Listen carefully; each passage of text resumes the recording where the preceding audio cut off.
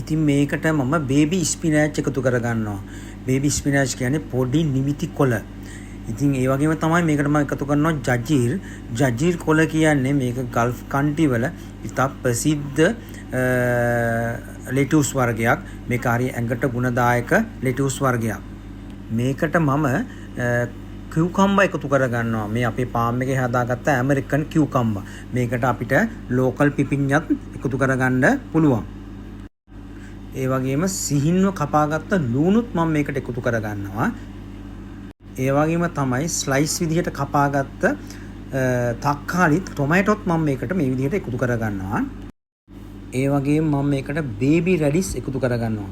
Baby රැඩිස් එකත් මේකට මේ විදිහට මම එකතු කරගන්නවා.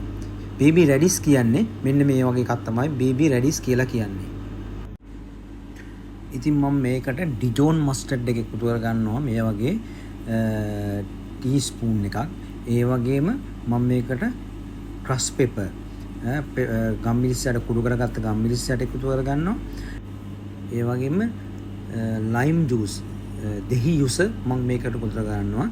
මේකට ලෙමන් ජූස් උනත් කමන්නේ නැහැ. ওই දෙකෙන් එකක් මේකට මම එකතු කරගන්නවා.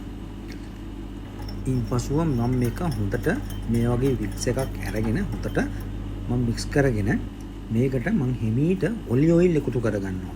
ඇත්තට ගෙදර තියෙනවා නම් හොඳ ඔයිල් එකක් මේකට එකතු කරගන්න මම නම් නිර්දේශ කරන්නේ ඔලිව් ඔයිල් වලින් ඩෙසින් හදන්න කියලා. ඉතින් මම මේ විදිහට හිමීට එකතු කරගන්නවා ඔලිව් ඔයිල් එක. ඉන්පසුව මේ හදාගත්ත ඩෙසින් එක මම මේකට මේ ආකාරයෙන් එකතු කරගන්නවා.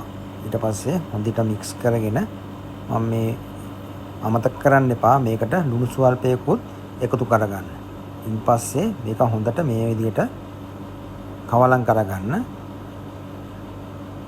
කවලම් කරගෙන මෙන්න මේ ආකාරයට මම මේක පිළිගන්නවා. ඉතින් මේක 100% හෙල්ති සලාඩ් එකක්. මේක ඩයට් කරන කට්ටියට හොඳට ගැලපෙන සලාඩ් එකක් විදිහට ඕගොල්ලන්ට හඳුන්වන්න පුළුවන්.